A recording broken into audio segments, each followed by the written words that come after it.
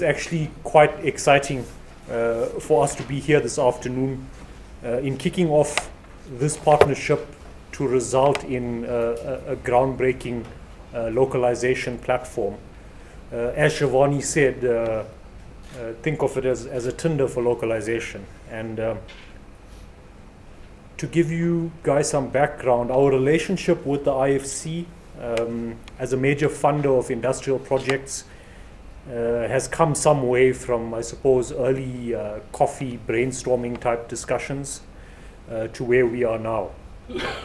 But in effect, to those of us who've been working in the space of localization and other economic impacts that we try to derive through the auto sector, this exactly describes the kind of creative approach needed to help move the needle in SA's quest for greater localization in the autos value chain.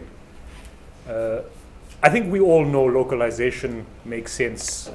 I recognize my colleague Matomi from the DTIC. I can't tell you how many times we in discussions with the DTIC, and it's always a push. How do we get more localization out of the sector? But that doesn't mean that it's easy to do so.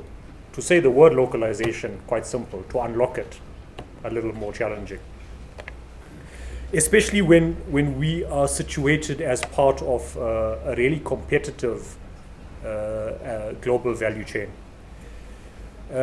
This particular project is well placed to contribute positively to the localization ecosystem by virtue of its wide base of representation of approximately 150 manufacturing brands in South Africa, as well as a far-reaching and influential base of stakeholder partnerships. A platform hosted through Naacam is a natural fit in trying to resolve some of the identification and information bottlenecks that are inherent in a system that has over years grown used to a level of import penetration. And then, of course, having the advantage of the IFC as a partner, being a large global funder, to be on hand to fund some of the opportunities that come out of this platform is obvious. To that extent, I think it's fair for me to say that Naacam and its members, the myriad of companies that produce components for both export and domestic vehicle production, are heeding the call to grow both localization to their OEM customers, but also finding deeper localization opportunities within our own value chains. This, in some extent, may help de-risk supplier production lines by having more sub-suppliers on their doorsteps and also integrated into their production systems. More importantly, and I think something we're all looking forward to, is this could possibly lead to the creation of other big brand names, new entrant opportunities, maybe the new Met A or Cup Automotive. And if I have to go through all of my Naacam members, it's going to be a long time here. But these are two large listed companies, homegrown out of South Africa. I think that's the kind of growth we hope to see emerging out of this whole discussion around driving localization. If something comes out of that, then I suppose just reward for what we're trying to do with the project. So let me wrap up quickly. A note of appreciation, Kevin, Kobe, and team, as well as to, as Shivani said, the Naacam colleagues who've worked quite hard to not only get us to this event, but the actual substance behind the partnership.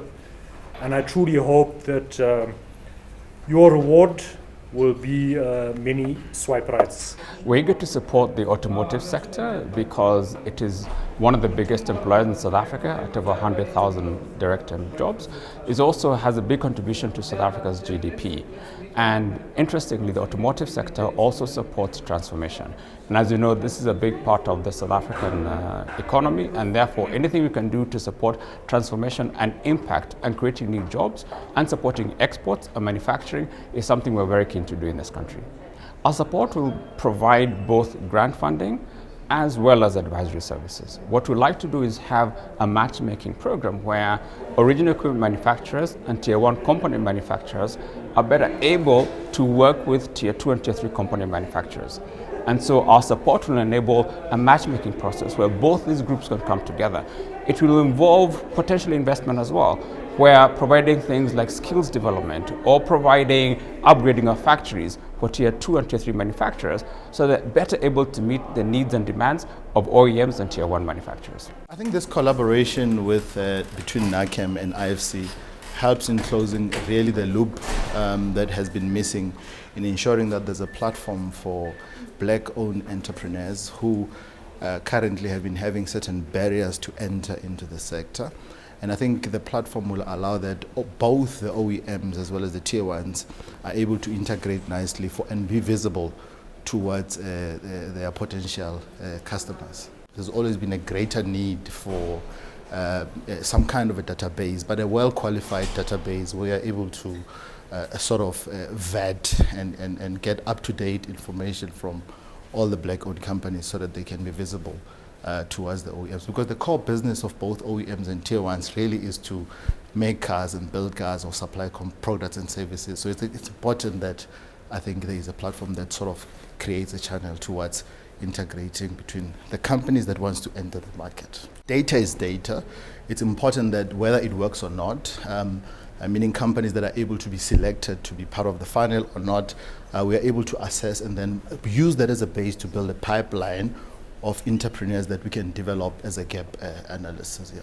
I think there's different criteria depending on whether the potential customer is the OEM or is the tier 1. But I think ultimately they set the bands and it depends on and varies on commodities and so on. So I think to a greater point it may be standards that are required or it may be a type of an experience that you need and so on. But you don't really have to be from the sector to really be in the platform. I think it's really finding companies that are technically inclined that can be easily integratable into the sector.